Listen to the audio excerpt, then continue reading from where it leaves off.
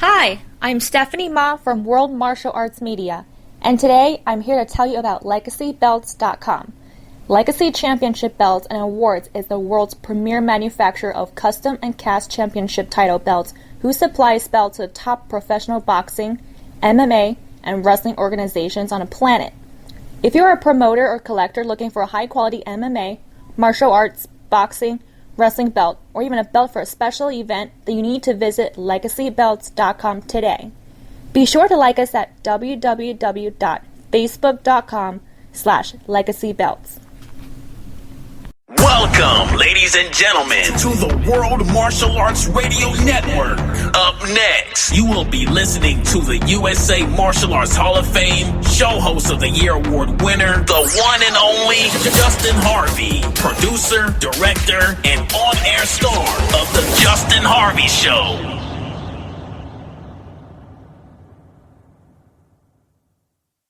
Hey, what's up, everybody? This is comedian Josh Blue, and you're listening to the Justin Harvey Show. And you better keep listening, or I'm going to come down there and give you the palsy punch. Hello, ladies and gentlemen. Justin Harvey here on the Justin Harvey Show. Once again, yes, it's your favorite cerebral palsy broadcaster, and I am happy today to tell you that I am extremely honored to bring my next guest tonight because I've wanted to do this for many, many years. This guy is very inspiring, and I want to present to you guys Josh Blue. Welcome to the show, man. Hey, thanks. What's up, man? Just chilling, eating some Chinese food, and and just really loving your work, man. Chinese food, man. Yeah. So it was easy to get that palsy rice in your mouth. Oh yeah, man. Definitely. And I got to tell you, Josh, I watched your show Sticky Change on Netflix, and I was dying laughing, like seriously. Well, thanks, man. That special's been really awesome to me. It started out on Showtime, and then it got picked up by Netflix, and just amazing how much influence Netflix has. So many people have it in their home, and it's cool that my special just pops up in your queue. You know, like, oh, let's watch this guy. Even if you don't know who I am, you just click on it, and it's been a cool way to get out there into the world. Yeah. And Josh, when I say this on my show, I truly understand your struggle with CP because me, myself, I'm in a wheelchair 100% of the time, and I've actually had, several surgeries, and when I was in school, I had to do physical therapy. When you were in school, did you have to do, like, physical therapy or anything like that, or? Yeah, when I was in elementary school, I got some PT, and I actually had some OT as well. But I was fortunate that I got to move on from that as I got older and figured out how my body works. Mm-hmm. I need it now that I'm an old man, falling apart over here. I know the feeling. I turned 30 in September, so I know the feeling. Shit, man, I'm 37. Oh, you 37? Oh, yeah. I don't know if it's the palsy or the beer that's doing it. Yeah, well, I tell you what, Josh, if you're ever in West Virginia, I will personally buy you a beer, and me and you can have like a drink off or something. All right, man. One thing I know about palsy people is they can fucking put it away. Oh, definitely. I don't usually challenge palsy people to drink off. Yeah. Then me and you would have to take turns using the wheelchair. Perfect. You might get up and start walking. Yeah, exactly. So, but how did you get into like comedy? I did see you on the show. The comedy show where you were guaranteed a contract. I watched I watched you through that. But what's comic the history? standing. Yeah, comic standing. Yeah. But what's your history? What influenced you to get into the business, so to speak? Drugs, just lots of drugs. Wow. Awesome. I'm just kidding, man. I'm just kidding. No, I started in college. You know, all my friends told me I was really funny all the time, and I don't know. For some reason, I just had a feeling that I could do it, even though I had terrible stage fright. And then I just got up there, and this shit started coming out, and it's pretty amazing. Like, to get to have a life where I tell jokes and make people laugh for a living, you know. And, I attribute it to my friends and my family and people that encouraged me to try it, even though it's terrifying to go up there.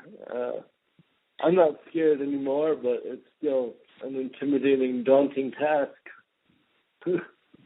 Yeah, and Josh, I believe the way that you do, because I believe that people with disabilities can just bring as much to the table as anyone else.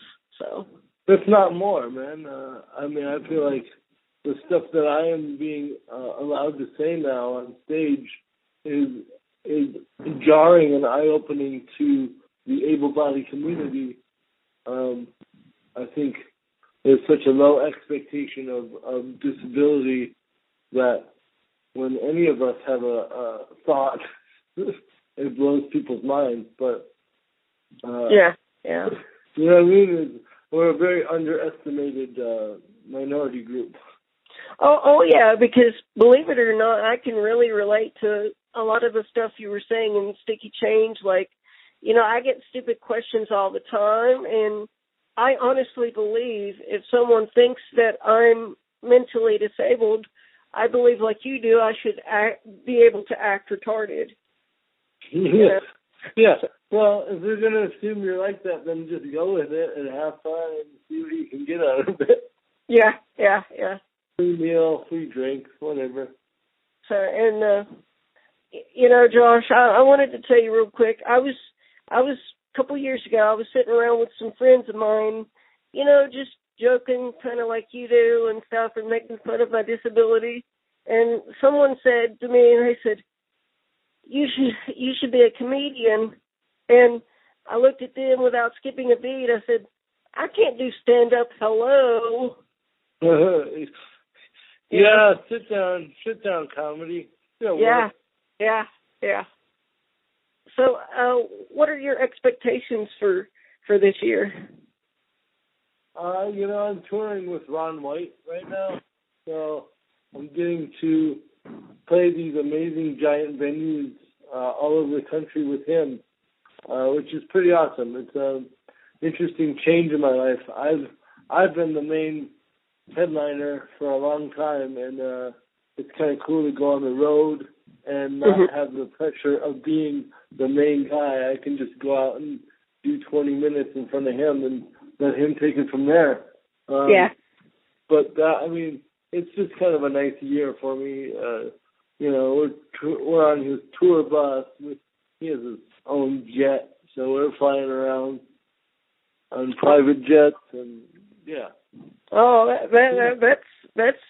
that's amazing. Now, like with your comedy shows, how do you usually prepare for those? I mean, because I'm sure you probably, you change it up every now and again and do different stuff and different routines. So how do you really prepare for that? Well, every show of mine is like a snowflake. They're all different. I couldn't even replicate it verbatim. I have no way of doing that. I am very spontaneous off the cuff. So if something happens in the room, I'm going to react to that. If you drop a glass, I'm going to talk shit as soon as it hits the ground. I don't write anything down. So that's pretty rare, I think.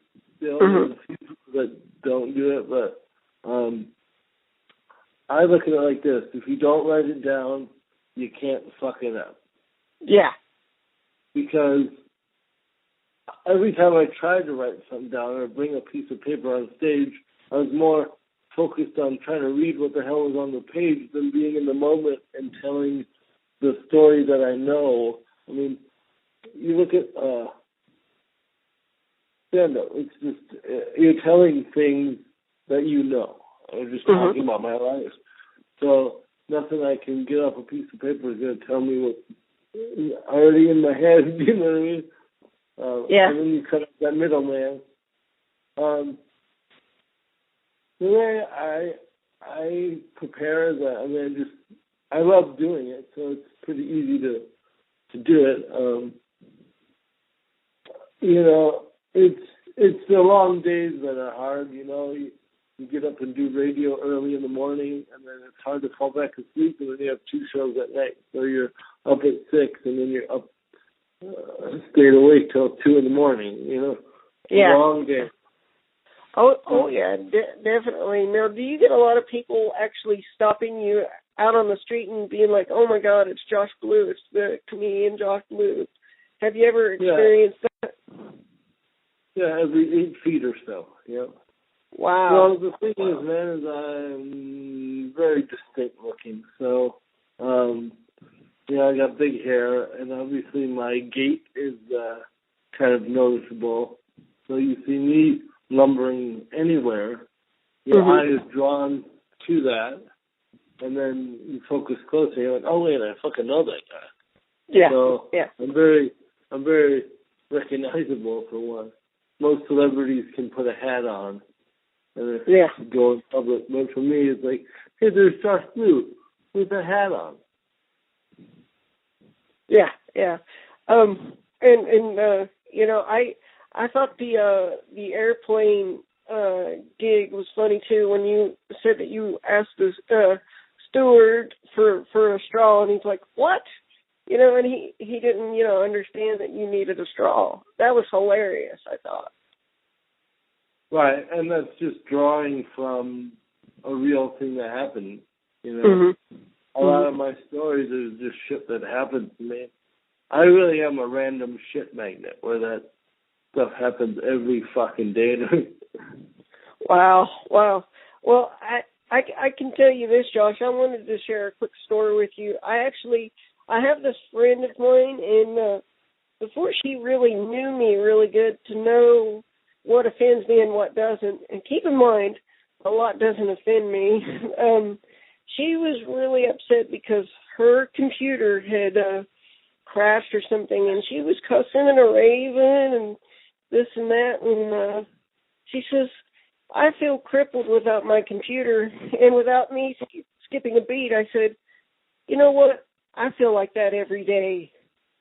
And she was like thinking like, oh shit, what do I do? Do I laugh or do I, you know, and then finally she started laughing. So good. It was just one of those moments you would have had to have been there. So. No, I mean, I totally feel it. I mean, it's like, but that's good. You know what I mean? You could either dance around it and not let her know that what she said is offensive, or you could let her know in a funny way that, you know, I feel it's very disarming what you did. Yeah. The way you said that. You know what I mean? You're okay enough to educate. But that's the difficult part of being disabled. You either have the choice to educate the person who's ignorant about what they're saying or doing, or you could be mad about it and be mean about it, you know? And you can educate and be mean about it. There's that aspect too. Yeah. But it's more palatable if you make it humorous.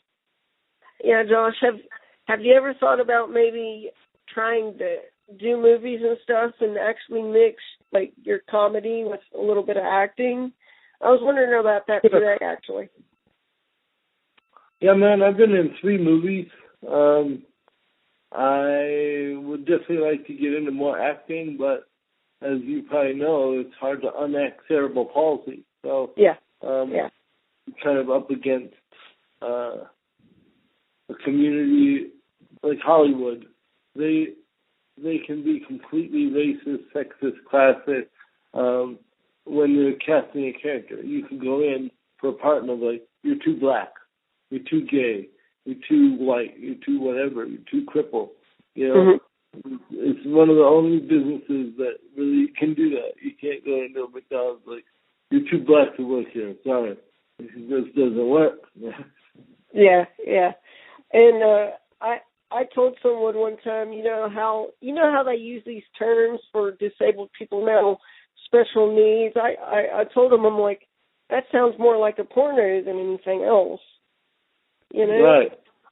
You know, yeah. It's just interesting how people try to pussyfoot around what the real thing is. I mean, most disabled people I know are the most crass.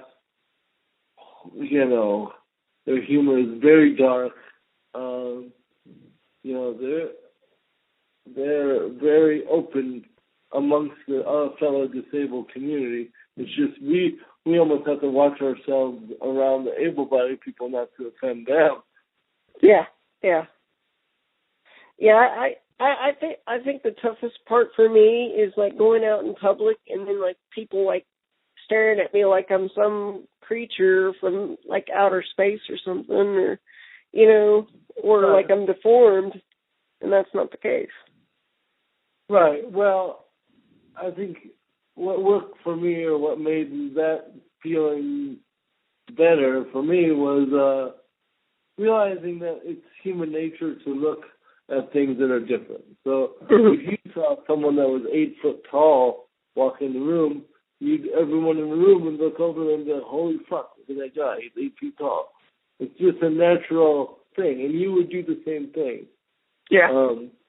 You know, and it's not easy when it's you that everyone's looking at, but you have to understand that is a weird human nature thing. Yeah. People look at things that are out of the norm. Trust me, I'm with you there. You know, I like I said, every 8 feet I get recognized. Every 9 feet, someone accuses me of being like a homeless person. You know, it's a weird mix. Yeah, it's like this, Josh. The two worst comments that I've ever gotten in my life, probably. Well, I mean, you know, I've probably gotten worse, but like some people accuse me of sounding like a little kid, or even looking like a little kid. Now I look like I could be on Duck Dynasty, so I fixed that real quick. I know, I saw your beard. Yeah. Well, if the worst thing you've had happen to someone to say you look like a kid, man, then you're doing all right. I wish somebody would say I look like a kid. I look like a fucking old man. Yeah. People are just cruel, but like you, I can laugh about it. You know, it's just one of those things. You know what the thing is about cruelty is usually what that is just ignorance and fear. Somebody doesn't know about what's going on with you, and they're afraid. They have no frame of knowledge, so they're afraid. They don't know what they can say. They don't know if that's contagious. They don't know. You know, it's just a lack of education. That's where the ignorance comes in. And then if you don't know about something and you're scared of it, then you push it away. And unfortunately, people push away in a hurtful way. Because they're scared themselves. Wow. So, you know, where are you touring at right now? Because I know you're very busy with your tour, and I appreciate you stopping by the show and everything to be on the show. So. Sure, man. You know, I'm in Denver right now, but next weekend I'll be in the East Coast, York, Pennsylvania, and a couple other towns with Ron, and then. You know, the best place to check on my schedule is joshblue.com. That's where I go to find out where I'm going. I will definitely keep up with you, Josh. And, you know, and I understand that you used to play soccer. Do you ever miss it? Oh, yeah, I miss playing ball, man. You know, it was a great time of my life. I need to get back in it before I become a big fat ass. But yeah, I definitely miss it. Yeah. have you ever thought about maybe taking, martial arts? I think it would be funny if you, took martial arts and mixed your comedy with, a little bit of martial arts. Because you do have the palsy punch, so. I do. Yeah, I fucked around a little bit with some Muay Thai back in the day. Oh, really? Can you talk a little bit about that? That would be great. Sure, man. I grew up in Minnesota, and all my neighbors were Vietnamese. All the other kids on the block. So there was 16 kids in the family, and I was number 17. So I basically got absorbed in their family, and they got into Muay Thai, and they were training in the backyard, kicking trees with their shins and stuff, and they taught me some stuff. It wasn't hardcore. It wasn't I went to a gym to learn it. This was street shit, Yeah. This is the best way to take your opponent out quick, sort of shit. Yeah. Nothing like a nice knee to the face. I know that much. Muay Thai style. A shin kick is brutal too. Like a baseball bat hit. Yeah, one of those kicks can actually cripple you, but we're already there, Josh. So we're ahead of everybody else. Yeah, fix it. But do you like martial arts films at all, Josh? I'm just curious, out of my own volition here. Do you like some martial arts flicks? Yeah, man. Who doesn't like a good Jackie Chan film or Bruce Lee? I think Jackie Chan is an amazing athlete. Mm-hmm. Just the shit he was able to do, run up a wall. How the fuck do you do that? He's like the closest thing to a monkey I can think. Just shimmy up anything. You're like, what? Yeah, and I've heard he's broken every bone in his body. Jackie Chan. Yeah. That's crazy. I saw one where he broke his ankle or leg during the shoot, and then they painted the cast to look like his shoe. He was still fighting with a cast on. Yeah. Crazy. Hey, Josh, I have a brilliant idea. You should come to West Virginia, and me and you should wheelchair race. Wheelchair race? Yeah, wheelchair race. I'll race you if I don't have to have a wheelchair. That would be funny. Yeah. You definitely got a head start on me in the wheelchair thing, man. Yeah. How's your kids doing? Because I heard that you've got kids and stuff. How's your kids doing? They're good, man. They're on par. Mhm. Being a dad's great. I love it so much. Well, make sure and tell your family I said hey and give them my best too, and will do, man. So we can wrap it up anytime you want, Josh. Whatever you feel like talking about to wrap things up, and then we'll do the promo, because I know you're a very busy man, and because I'm all about giving a good show. So yeah, man. Well, no, again, just keep your eye out for my stuff. I'm traveling so much, and my next special is called Delete. I've already filmed it, and hopefully that will be out this year on Netflix. On Netflix. I'm not sure it's Netflix, but I'm sending my energy that way.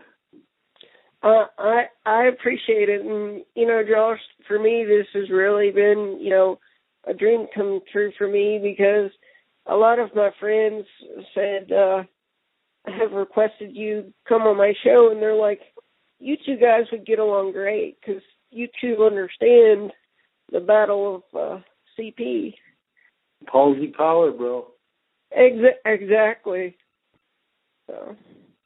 Right on, man. Well, thank you for having me on. My pleasure, and thank you, Josh. You have been listening to The Justin Harvey Show here on the World Martial Arts Radio Network. Be sure to tune in again next week for his latest show. Thank you for listening. Hi, Stephanie Ma here again with a special report from World Martial Arts Media about LegacyFightGear.com. Legacy Fight Gear is the official supplier to the world's oldest and most respected martial arts organizations. They have been manufacturing high-quality, affordable products for over 30 years.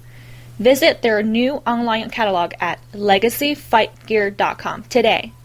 School owners who want to raise money for their teams can register to get a wholesale account and become a distributor for LegacyFightGear.com. Don't forget to like our official page at www.facebook.com/LegacyFightGear.